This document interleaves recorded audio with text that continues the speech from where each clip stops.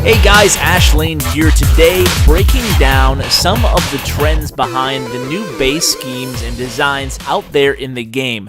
This episode might be the first, actually, where I cover Town Hall 9, 10, and 11 bases, all in one relatively short episode. So you can see we had a nice winning streak in Red Elite, about 11 wins in a row, and then we ran into these guys. So a Chinese clan, not sure the name, but they had a lot of scouting attacks, a lot of 3-stars. They 3-star 22 of our 25 bases. So they definitely knew what they were doing, one could say, on offense, but also, defensively, we noticed their bases were a little bit different. And a clan that 3-stars with this frequency, maybe they know what they're doing defensively too. So that's what I wanted to bring you. They have some cool Town Hall 9 dead zone bases. Look at our bases. They're more traditional anti-3 designs here.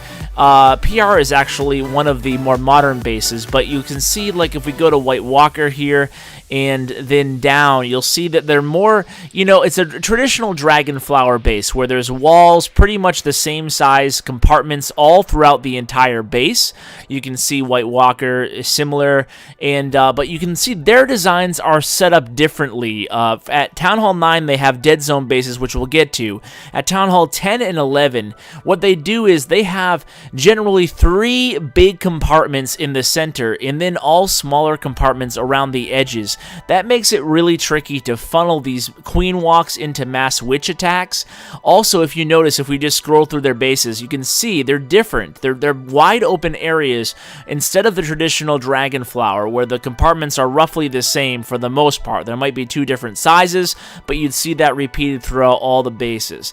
These are more, like I said, a larger area in the center, and that prevents against queen walks and against it's harder to funnel your witches through the base.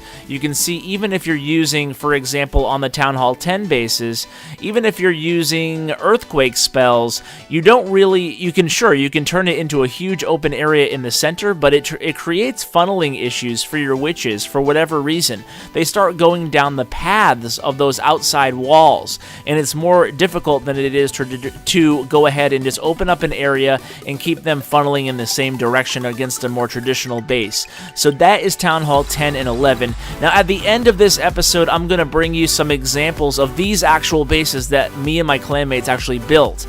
Now, look at these dead zone bases here. You can see that the idea behind the mechanic of these dead zone bases is that even your kill squad, no matter what direction you send it in through, you can see if you send it in through the east, for example, on this base, your kill squad's eventually going to get to a point where it's kind of tripped up. You can see right in the center of the base, it's a dead zone. They're not going to know where to go, and you're not going to have your giant bombs in the center there. You can see just a little example of what happens against these bases here.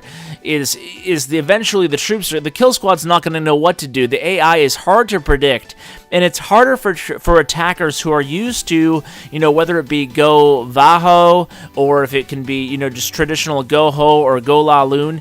They're not used to going ahead and navigating this huge wide expanse in the center of the map here. You can see sometimes there's Tesla farms or 2 or 3 of the Teslas in the center of the base in that dead zone, but otherwise it creates issues for the attacker. It's tough to funnel, and it's tough to go ahead and anticipate the AI against these dead zone bases. Now, here are both of those Town Hall 9 bases I just covered.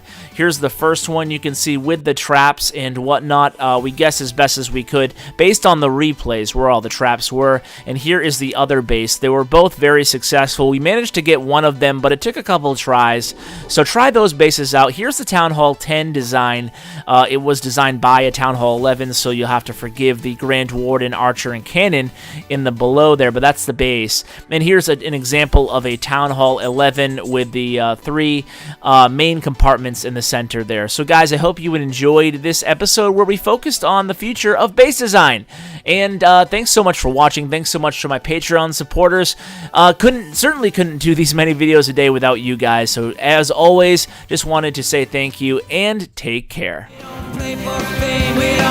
for cash. We just play for the glory and the clash of the ash.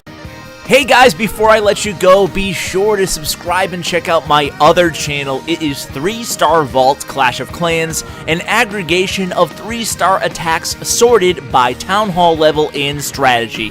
Thanks for watching, and as always, take care, guys.